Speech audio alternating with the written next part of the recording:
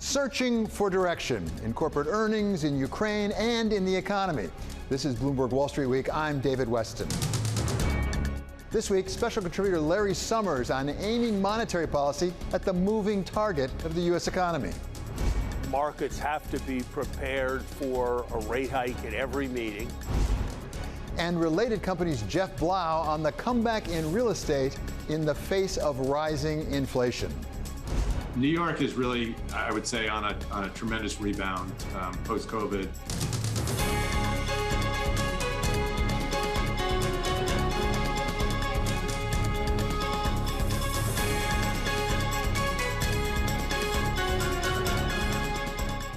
Markets turned to earnings this week to find some relief from that bad January start, and it looked like tech might help us when Alphabet shot the lights out in growing ad search revenue at Google, something CFO Ruth Porat said was because of the strength of the overall economy and a shift to e-commerce. But then Meta came out with its earnings, sending its stock sharply downward, over 26%, on news of stalled Facebook user growth, which Mark Zuckerberg blamed on stiffer competition. People have a lot of choices for how they want to spend their time, and apps like TikTok are growing very quickly. And this is why our focus on Reels is so important over the long term. And at the end of the week, Amazon completed the tech whipsaw by posting strong cloud earnings and raising the price for Amazon Prime, which sent its stock sharply higher. And we didn't get any real break in geopolitics either, as President Biden and President Putin continue to talk past one another over the crisis in Ukraine.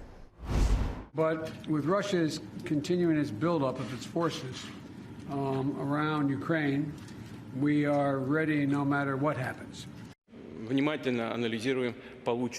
We are analyzing written responses that U.S. and NATO received on January 26th. But it's already clear, I informed Mr. Prime Minister about it, that principal Russian concerns were ignored. And if earnings and geopolitics weren't enough to confuse us, along came those U.S. jobs numbers on Friday, stunning the markets and economists alike with 467,000 new jobs in January. We expect only 125,000 and adding another 300,000 in revisions for December. Well, how do markets respond to so much confusion? They get volatile, with the S&P 500 moving up in the beginning of the week, dropping on Thursday into Friday, and then coming back to end the week up 1.5%. And the NASDAQ followed a similar pattern, but a bit more dramatically, shooting up only to plunge on Thursday and rising again on Friday to add 2.4% of the week. While in bonds, the 10-year yield seemed relatively tame, hovering around 1.8% for most of the week, but then shooting up to over 1.9 when those jobs numbers came in at the end of the week. To help us make sense of a difficult week in the markets, we welcome now Sonal Desai, Franklin Templeton Fixed Income Chief Investment Officer, and Sharmin Mossavar-Rahmani. She's Chief Investment Officer for Goldman Sachs Consumer Wealth Management. So let me start with you, Sharmin. You have your outlook for 2022 out. I picture right now the cover. You have an icebreaker going through some really perilous waters here with a lot of icebergs. Tell us what you're concerned about for U.S. equities going into 2022. David, the purpose of our cover is actually to make sure that our clients can just look at the cover and know what the key message is. And the key message is an icebreaker. It's a U.S. Coast Guard icebreaker that we've called USS Equities. And it's going through all these icebergs, hence the term piloting through. And our view is that U.S. equities are best positioned to pilot through all the risks. And the icebergs are labeled according to the risks we know are inevitable in a year like this. So the biggest iceberg out there is first inflation. Then the next iceberg is interest rate hikes. And much further out, we have the prospect that maybe we're going to have a recession. But there's some icebergs we've passed through, like Omicron and big energy prices. And so the recommendation to our clients is that stay invested, and we're calling it USS equities because we're emphasizing US equities. But let's recognize all the risks out there that we think will introduce a lot of volatility, as you said, but will not derail the economy or derail modestly positive returns in equities. We still recommend staying invested because we have about a 6% total return as our base case. So certainly a lot of volatility, certainly risks that we have to navigate, but something that we think is manageable for 2022.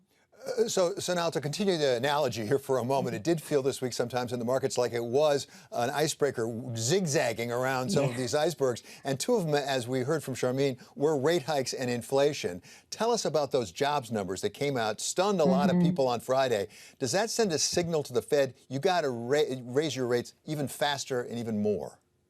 So, those jobs numbers, we have to recognize that we have seasonal adjustment factors playing into these jobs numbers. So the jobs numbers, the participation rate numbers, actually, it's not very clear what they're telling you. You talked a little bit about the revision, David, to December's numbers. There was also a revision to November's numbers, largest revisions on record. However, if you look at the year as a whole, some numbers were revised down. It's seasonal adjustment. So, what you actually take away from that is a little hard to see. What I'm taking away from the entire report really is that 5.7% wage increase number. And then if you look at non-managerial, you're looking at 6.5. So you're looking at really strong wage growth. That's the number which I am focused on. And if I look further and think about inflation next week, I think that I would start getting worried if we got that upside surprise to what is broadly expected to be a 0.4-ish style increase, which will give you a headline of over 7%. But I'd say that's where my concerns would be about the Fed speeding up, but it would have to be in conjunction with that inflation number. Sharmin, I don't know about you, but when I hear wage increases, I think two things. Number one, it's nice for the people getting paid more money. That's really good. On the other hand, it can do something to margins for corporations. Does it give you any pause at this point going into 2022 about earnings? When we think about earnings, we believe that they have been the strongest driver of the returns since the global financial crisis, and they will also be the primary driver of returns in 2022. So our base case is about 12% growth in earnings, but we are, as you point out, assuming that we will see some reduction in margins. U.S. margins have grown steadily since China joined the WTO for a whole host of reasons. And the increase in margins has continued to surprise investors because everybody looks at them and say at some point they have to be coming down. But what has actually transpired is margins continue to increase. We think we're probably going to be closer to the peak, and we're going to see some margin compression, a little bit coming down because of exactly the point, wages. And as Sonal mentioned, the wage increases, the pace will be a little bit stronger. And we're going to probably get a few inflation numbers that are going to be a little bit strong. We think people are expecting them, but it's always hard to know what the market reaction is when you actually see the print of the higher numbers. But yes, we are assuming some compression in margins, but still pretty good, robust earnings growth.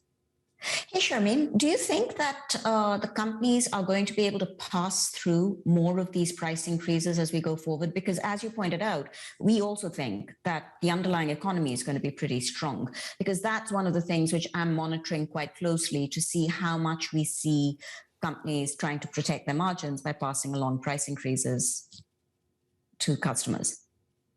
Well, as we've just briefly touched upon, these things are a double-edged sword. So on one hand, price increases allows companies to increase their own prices and maintain good revenues. On the other hand, you also have higher cost of inputs. When we look at the history of earnings, generally companies do absorb some of the increase in costs into their margins. So I think it would be unrealistic for us to assume that all the increases, including energy prices, are totally passed through.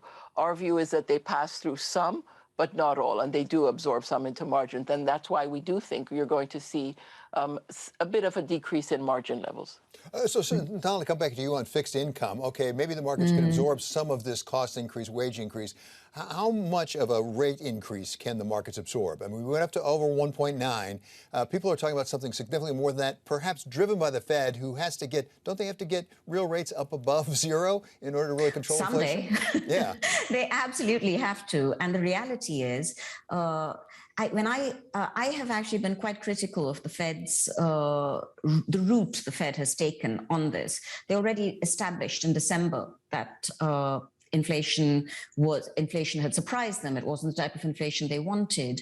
We heard from the Fed just a week ago, where they did announce that yes, the taper was going to end and they were going to clearly making very clear that we were going to have earlier rate hikes, but they're still expanding. The taper will end in March, but with the inflation prints we're seeing, with the strength of the underlying economy, they haven't actually stopped buying. So we are still seeing an expansion in the Fed. So I'd say that overall, the Fed does need to do more. Will it do more, and can the market absorb it? I think they have noted they want to be very measured. I'm not absolutely sure that the data is going to allow them to be as measured as they would like. This is a dovish Fed in the end, and I don't think they will have the ability to be as dovish as they would like. So now, let me go over to Sharmin on this question. Does Sonal's part of the world actually potentially affect yours in this sense? As she says, sooner or later, they got to stop actually pumping money into the economy, and they said they're going to start taking it back out. How much are we seeing an effect of the withdrawal of liquidity at this point in the equity markets? David, one of the interesting parts of our report is that there are a lot of myths out there that actually aren't quite accurate. So the argument that this incredible bull market is all liquidity driven is actually not correct. Half of the increase that we have seen since the trough of the global financial crisis, so let's say returns around 760% cumulatively, is driven by earnings. We have about a quarter of that remaining being driven by dividends, and the remaining quarter is driven by multiple expansion and lower rates. So one could say that there's been some impact from lower rates and liquidity, but the biggest driver has actually been earnings. That's what's so incredible about this market rally. And this earnings has been broad-based. It's also a myth that technology has driven all of it. It's actually very broad-based earnings. Fascinating. Thank you so much, Sonal Desai and Sharmin Mossavar-Rahmani will be staying with us as we turn to geography and how the United States may be diverging from much of the rest of the world. That's next on Wall Street Week on Bloomberg.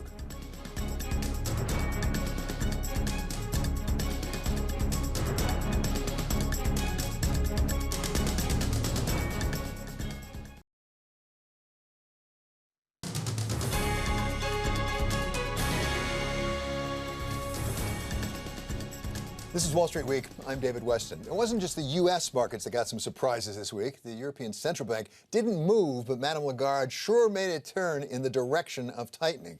And the Bank of England moved up a full 50 basis points. Sharmin Mossavar-Rahmani of Goldman Sachs and Sonal Desai of Franklin Templeton have remained with us to talk about what geography has to do with it, at least when it comes to investing these days. So Sonal, let's start with you because, as I say, we saw more action on the central bank front in Bank of England and also ECB this week. It surprised, I think, some people at least. What did it do to the bond market? Well, we finally saw bonds go positive, first time in 3 years, right? So it definitely had an impact. I would say that the Bank of England is the one which I find fascinating. Definitely, the ECB moves larger pools of money when you see a major central bank shift on a dime between December and now. December, probably no rate increases this year. Now, pretty clear we'll have a couple of rate increases, I'd say, later on this year. It's a big change. You look at the Bank of England, and that was a truly hawkish turn because not only are we talking, in the US, there's still open questions, and the market fully believes that when the Fed reduces the size of its balance sheet, it won't actively be selling down the balance sheet, which would be big, big news for the US. The UK, the Bank of England has actually said that they might do that. That's very hawkish and very unexpected. And I always look at the Bank of England because it's so interesting. They have the liberty to move because it's a smaller country, own currency. And I often look at them as a leading indicator of where potentially other major central banks could go. So something to keep an eye on. Markets potentially have room to be majorly surprised and loads of volatility. Sharmin, talk about the equity side, U.S. versus Europe, U.S. versus the rest of the world. How did it look in 2021? Is it going to look like that in 2022?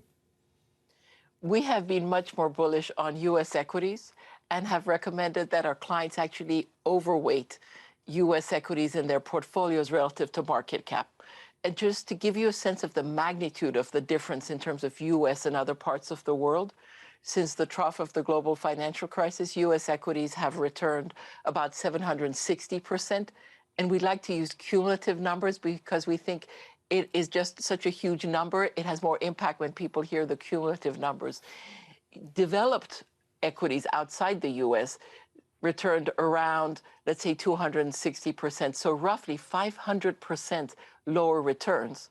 Emerging markets, a little bit less than that. And China, just 220%. So US has far out-earned and outpaced in terms of returns the rest of the world.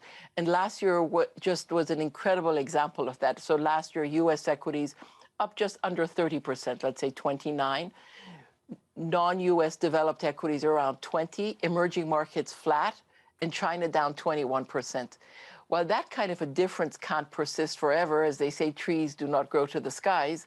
However, we do think US will continue to out-earn other parts of the world, other regions. And so even though they appear cheaper, we think some of that cheapness is just because of the sector exposure. The US has a lot more earnings, for example, from technology and faster growing sectors. They have less market cap weight in areas like energy and financials that are cheaper, while emerging markets and non-US developed economies have more of that. So we still prefer our US preeminence theme and recommend clients do that. And again, that's why that Coast Guard icebreaker is called USS Equities. And so now what about on the bond side? Given what's going on right now, does it make any sense, for example, to be owning European bonds, particularly sovereign bonds right now? I think, again, you've got to pick and choose here. The one thing about Europe, which is true, is there are different countries in Europe, different underlying fundamentals, and there will always be parts of Europe which look attractive at different points in time. And I think that as you start seeing yields go up in Europe, conversely, one of the anchors which people expected would keep US 10 years from going up too high, which is that as the differential with Europe, with the Eurozone kept increasing, you would see inflows into the US, and thus the long end would stay anchored. That argument starts becoming a bit weaker as you get some kind of normalization, and it's going to be much slower. Let's have that up front. Normalization in Europe will be a lot slower than the US, but on the other hand, I think it, again, points towards differences amongst the different countries. Sharmin, when you describe the really substantial difference between, for example, US and Europe with respect to equities, I tend to think over the long term, you can't have those kind of differentials. There's a sort of a law of osmosis in financial markets. Does that suggest maybe it's time to actually go into some of the markets, such as Europe, because they are undervalued?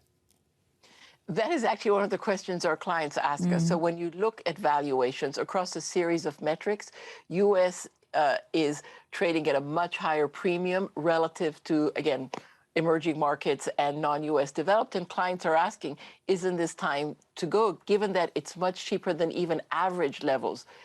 But first of all, we do adjust for sector weights, and it doesn't look as cheap.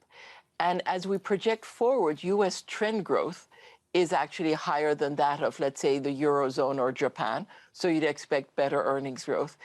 The other two really interesting facts are US labor is a much more productive labor force, and US corporate management has much better management scores. So actually, they get better earnings out of similar levels of growth.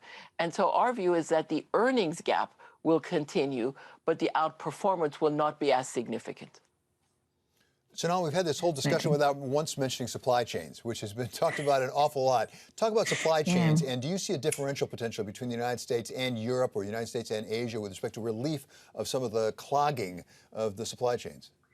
I'm not so sure we're going to see differences. On supply chains, I would actually say that one thing which has really kept me a little bit bemused is that when I look at the inflation expectations for most of this year, second half of the year, you typically see a very sharp decline in expectations of where inflation will go, partly related to the idea that, you've got base effects which fall out, but then also with this idea that supply chains are going to clear up. And I really don't think supply chains follow calendar years, so I don't put much faith in that. The other thing I'd say is, we haven't talked about this much, but fortunately, it is only China, but China is committed to a zero COVID policy. Now, zero COVID is interesting because you can have completely very difficult to predict stops and starts to supply chains. And therefore, I remain a little bit skeptical about an easy, smooth unclogging of all the supply chains. That's one thing. Another point I would say, which is different to me between the US and certainly Europe, would be that in the US, you've got very, very strong demand, right? We've got 5-mile long queues of boats. So no question, we've got no trouble with demand in the United States. It's the supply that's holding us back. Many thanks now to Sonal Desai of Franklin Templeton and to Sharmin Mossavar-Rahmani of Goldman Sachs. Coming up, we look at the week ahead in markets around the world. That's next on Wall Street Week on Bloomberg.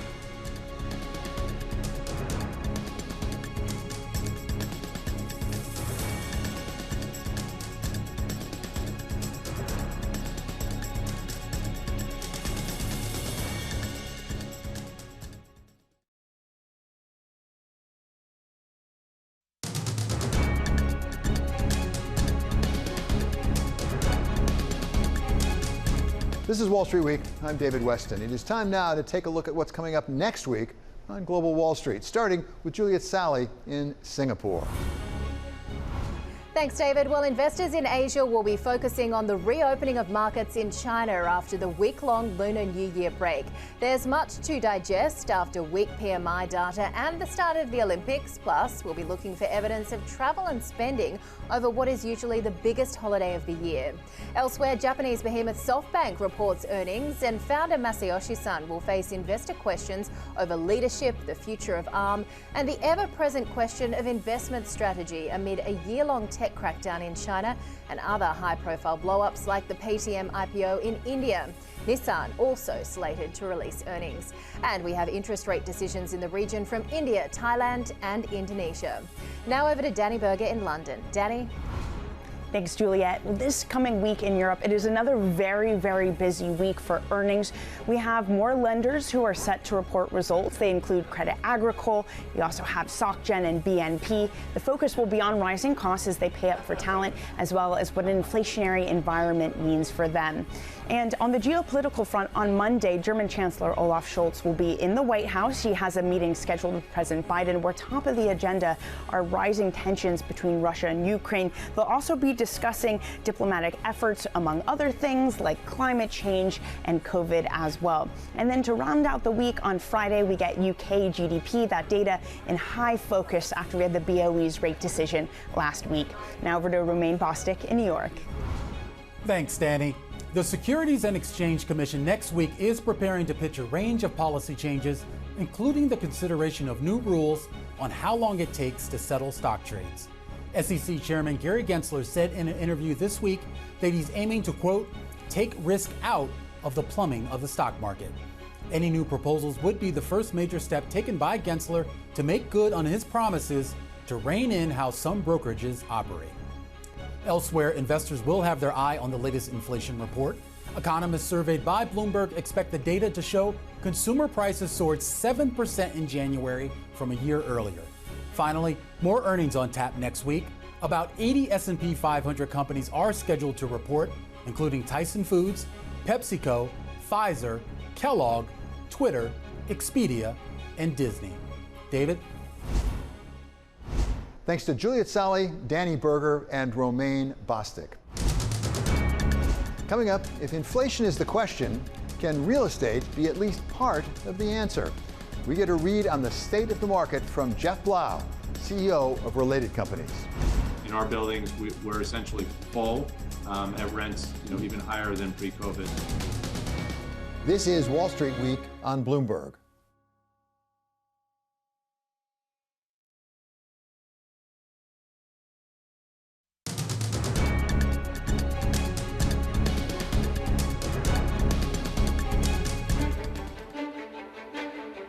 Fed Chair Jay Powell made it official last week. Dealing with inflation has become job one. Inflation remains well above our longer run goal of 2%. Supply and demand imbalances related to the pandemic and the reopening of the economy have continued to contribute to elevated levels of inflation. But as the Fed tries to get inflation under control, real estate may be pushing the other way. All of us, from New York City Mayor Adams on down, want to get people back into the office. I need my companies back open and operating. You can't run a city like New York on 30%. Even as the prices are going up for tenants. Our data has a rent increase of almost 18% over the course of 2021. But what may not be good for inflation or renters may work just fine for investors. Investors like John Gray of Blackstone. The real estate market, for instance, because the fundamentals are very strong, particularly the sectors we're focused on, we're seeing pretty robust sales. And of course, if it's inflation you're worried about, Mark Kissel of PIMCO reminds us that real estate is the tried and true hedge. We like apartment REITs for a lot of reasons. It's not just the fact that they're real assets. The fact that they are an implicit inflation hedge for higher rents and higher wages is another reason. And when it comes to real estate, particularly real estate in the New York area, there is no one who knows it better than Jeff Blau. He is the CEO of Related Companies. So, Jeff, thanks so much for joining us. Let's start with New York. We go on beyond that soon. But in New York City, tell us what's going on with residential, what's going on with offices. We hear a lot of stories about dramatically increased prices. Right. First, thanks for having me, David. Good to see you. New York is really, I would say, on a tremendous rebound post-COVID. You know, I would say everyone really thought we'd be fully back to the office, back to everything exciting in New York right after New Year's.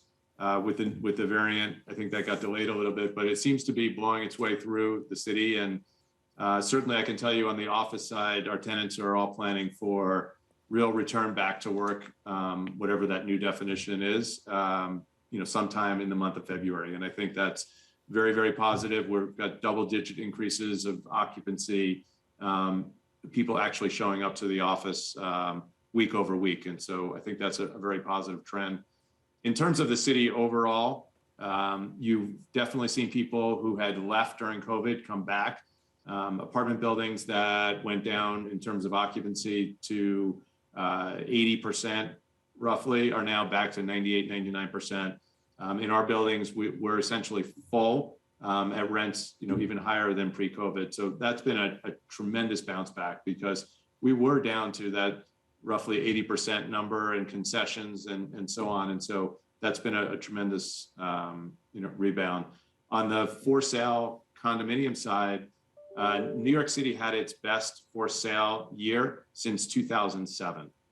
So I think, again, showing that resilience of the market and back to the city. There was something like 17,000 apartments that traded hands last year. As I said, the biggest increase since the biggest sales volume since 2007. So I think the city's feeling pretty vibrant. Almost all parts of the city, if you try to go out to a restaurant, while again, there was a dip in January, it seems to me now things are busy again. The streets are busy, traffic's back.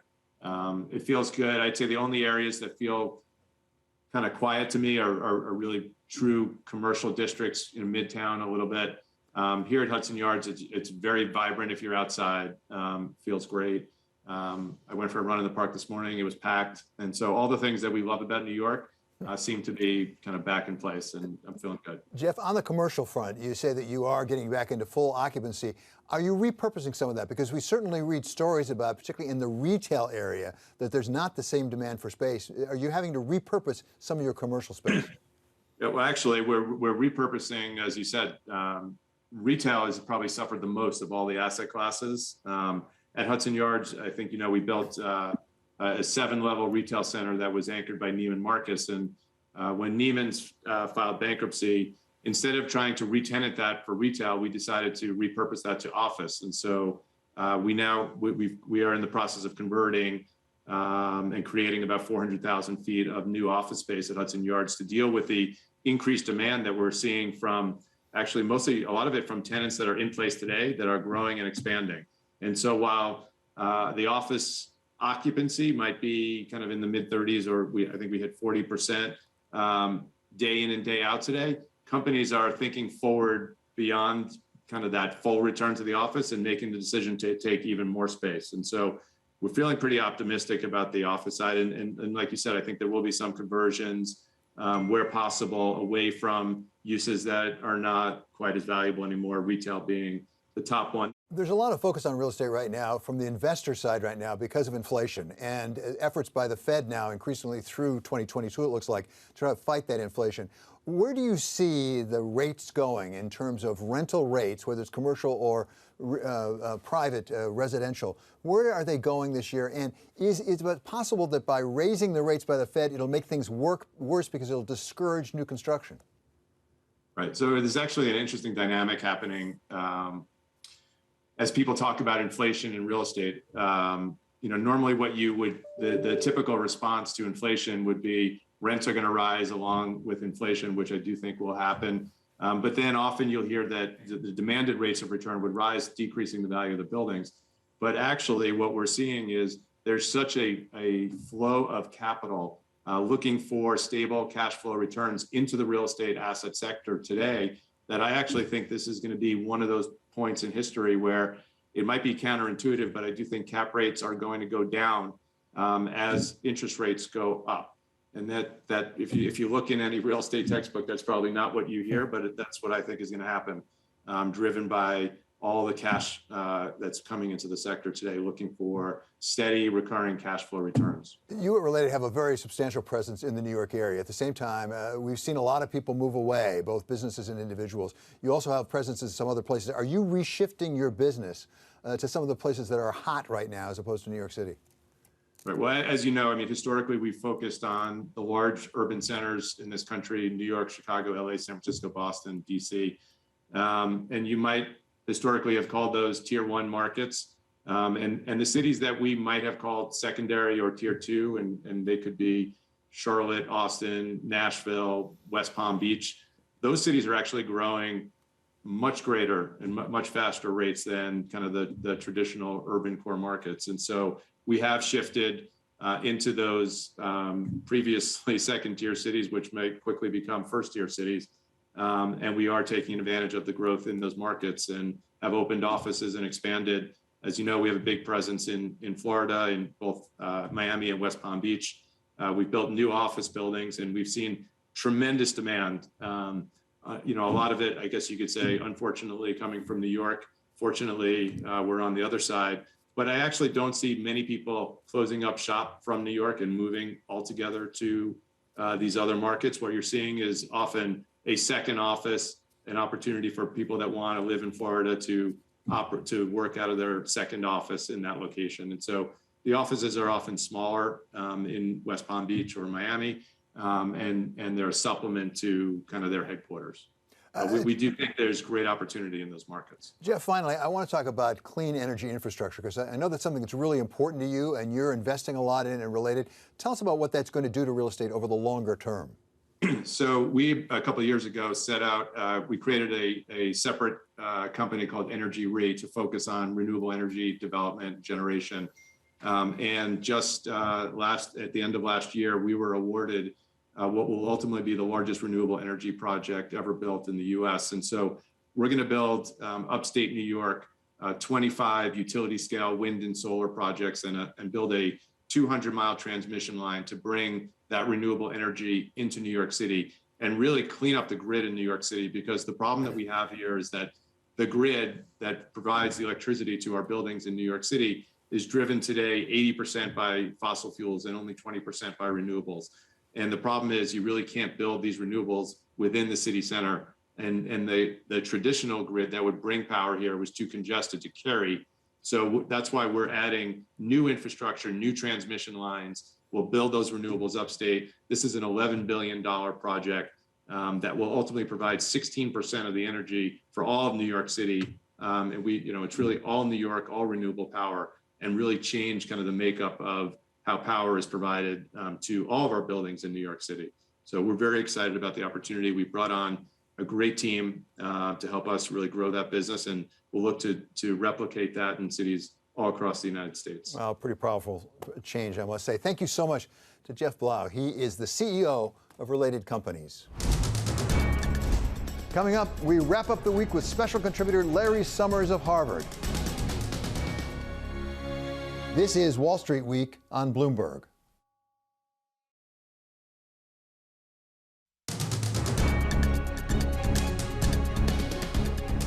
This is Wall Street Week. I'm David Weston, and we're going to wrap up this week once again with our very special contributor, Larry Summers of Harvard. So, Larry, one of the big surprises this week were those jobs numbers. The estimates were 125,000. It came out at 467. Also, there were over 300,000 jobs added for last month in a revision. So what does that tell us? Why are we so surprised by this? David, I think the right takeaway from these numbers is that the economy is going strong, and I think the most significant number in it may have been the 0.7%, almost 9% annual rate increase in wages in the last month. It's hard to know exactly what to make of that, but it sure looks like we've now got wage inflation in the United States at really a rate that is very strong, and unfortunately, since labor is 75% of all costs, that suggests that apart from all the special factors, used cars, housing, and so forth, we're moving towards entrenching inflation at well above the target 2% rate. Does this surprise upside and the jobs yield us one more piece of evidence that the Fed is behind with respect to monetary policy? And if so, is the message of the Fed from this quite possibly you got to move faster and bigger than perhaps even you thought? There's no question, with the benefit of hindsight, that the Fed is behind the curve. I think it's important to say, respecting the Fed, that the errors of judgment they made last summer and last spring were quite widely shared in the economic forecasting community, but they were errors nonetheless. And I think the Fed's got to catch up now. And I rather doubt that bringing real interest rates up all the way to negative 2%, which is about what's factored in right now, is going to be enough this year to make a meaningful dent, a major dent in the inflation rate or even in inflation psychology. So I'd be quite concerned if I were sitting at the Fed about being behind the curve. Well, let me just be specific with you. Over a month ago on this program, you said there should be 5 rate hikes in 2022. Should it be even higher than that? Look, one of the very good things about Jay Powell's last press conference was he didn't say he was doing it, but he, in effect, ditched a lot of misguided framework that the Fed had talked about earlier when he talked about being humble and nimble. And that's the way we've all got to be before the data. So I don't think there's any need to judge right now whether you need 5 or whether you need 7 rate increases this year. My best guess is that they're in the end going to need more than they now think, and that markets have to be prepared for a rate hike at every meeting, and they have to be prepared for the possibility that as the inflation process continues, we might need to have meetings with more than a single 25 basis point rate hike. But the data are very uncertain, and we've all got to recognize and be humble about that. So it's hard for me to know what will happen, but certainly anyone who's not prepared for a rate hike at every meeting as a real possibility, even with multiple rate hikes on occasion, I think is underestimating the range of possibility. Larry, you would be the first one to say there's a risk in under-tightening, also a risk in over-tightening. Where is that balance in your mind right now? What is the bigger risk for us, over-tightening or under-tightening? I think in an economy with 4% and declining unemployment rate, with a record level of job vacancies, and with wage inflation now on more and more measures above 6%, I think the greater risk is that we under-tighten and that we end up with an economy with underlying inflation above 4%. And then there's no alternative at some point to do the kind of thing that Paul Volcker had to do at the end of the 1970s. Now, we're not going to have double-digit inflation. We're not going to have 20% interest rates. We're not going to have a recession of that magnitude. But I think we are at risk of having something directionally the same. We've already put that risk into play with the delays that we have made. And the more we err on the side of letting inflation go and letting expectations rise, the more risk we take of that kind of scenario. So I think the greater risks are of that kind. You know, in retrospect, the Fed made a mistake in 2018. They raised rates up to 2.5%, and then they brought them back down. That did not prove to be a consequential error in the grand scheme of things. But I think an error of allowing inflation to become entrenched would be a very real and grave error. You made the call of a concern about inflation and therefore the need for Fed action a year ago on this program and elsewhere. And as you said earlier, when the Fed was doing what it was doing, there was a lot of consensus out there that they were probably right. It turns out that consensus was wrong. You wrote an op-ed piece this week in the Washington Post about learning from mistakes. Where did the consensus go wrong? What can we learn from that? Consensus was too myopic in only looking at recent history, where inflation had been stable, and concluding that inflation was inherently stable, rather than studying a longer-term history. And the consensus was a bit willful in wanting to believe that we could provide maximum economic stimulus without inflation risk. And it's very important to sort out what you want to be true from what is true in policy. And I think we lost sight of that principle a bit during 2021. Laurie, one of the developments of this week was the beginning of the Olympics over in Beijing, the Winter Olympics. And we see there a different system from ours, both politically and economically. As we compete with China and other autocracies around the world, where are we in that competition? Are we as strong in our alternative, both in a political sense and economic term, as we were in the past? I think we're going to endure and be strong. And I think there are important respects in which people are going to look back at the way China is viewed right now, and it's going to remind them of the way Japan was viewed in 1990, and it's going to remind them of the way Russia was viewed in 1960, that these things look like terrible threats, but ultimately our system endures. That's my best guess, and I'm not sure.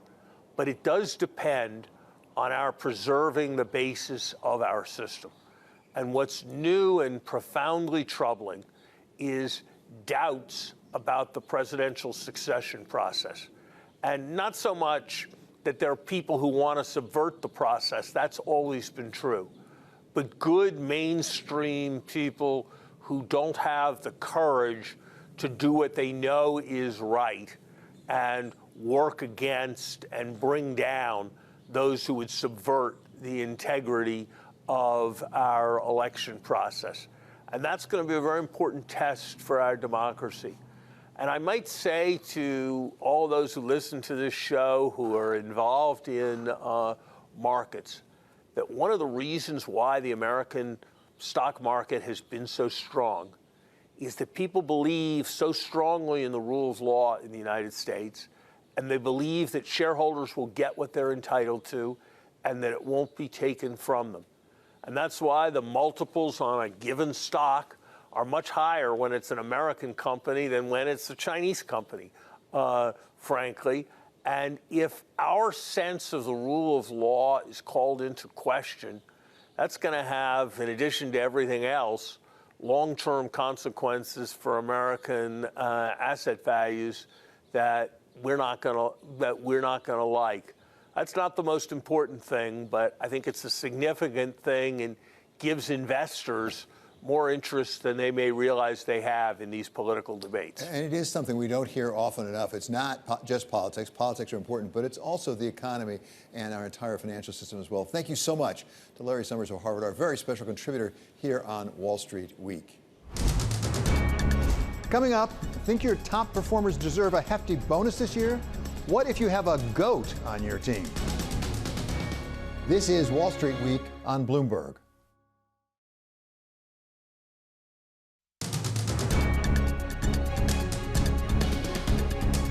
Finally, one more thought. Spreading the wealth, even to the GOAT.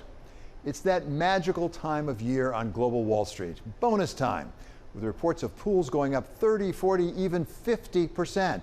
Levels Sri Natarajan of Bloomberg reports we haven't seen in a good long time. Wall Street hasn't seen this level of excess in over 10 years now. And it's hardly surprising. The banks did extremely well last year, and there's a lot of competition out there for that top talent, as Bank of America Chair and CEO Brian Moynihan recognizes. You have to pay people. We don't want people want to work for less next year. As does UBS CEO Ralph Hamers. We pay competitively. We pay for performance. We have the talent to make our plan, and to the extent we need to pay up, we will do so, as we have done so last year. But generally, you don't have to pay up for the top talents once they've walked out the door. And that takes us to the greatest of all time, the quarterback who's won the most Super Bowls by a lot. And by the way, has the most touchdown passes, the most completed passes, and the most games won, not to mention a few other records unlikely to be broken anytime soon, if ever. This week, Tom Brady made it official. He's retiring from the NFL after 22 incredible seasons, explaining to his 11 million Instagram followers that his teammates, coaches, fellow competitors, and fans deserve 100% of me. But right now, it's best I leave the field of play to the next generation of dedicated and committed athletes. His close friend and business partner in his fitness business, TB12, Alex Guerrero, told ABC's GMA that it's not just his family that Brady will be spending more time on. I think he's excited about post-football career. You know, he's got amazing businesses that he's involved in. Certainly, you know, he has a passion for health and wellness and sharing, you know, the TB12 method and what we've been able to start there and share that with the masses. Like, he wants people to know how to be able to do what they love doing for longer and how to be able to do it regardless of age. It didn't come as a big surprise. There had been reports of its coming for days. By the end, the biggest question was why he was dragging it out. So, why the wait? Speculation in the press focused on, you guessed it, his bonus. It turns out that his contract with the Tampa Bay Buccaneers specified this Friday as the day he would receive the remaining $15 million of his $20 million signing bonus. Some sports writers speculated that he might be waiting to make sure he got the cash. But at least this time, it was not the bonus talking, or even keeping Brady from talking. Under the terms of his deal, he was owed that bonus no matter what, although it was for a 4-year deal that he'll complete only half of. So now it's up to the lawyers to figure out whether he owes some of that money back, and trust me, they will get paid no matter what. But however the money sorts out, a lot of fans are going to miss him. He gave us so much pleasure around here, all that winning. 20 years here for us, 6 Super Bowl wins, you can't go wrong. That does it for this episode of Wall Street Week. I'm David Weston. This is Bloomberg. See you next week.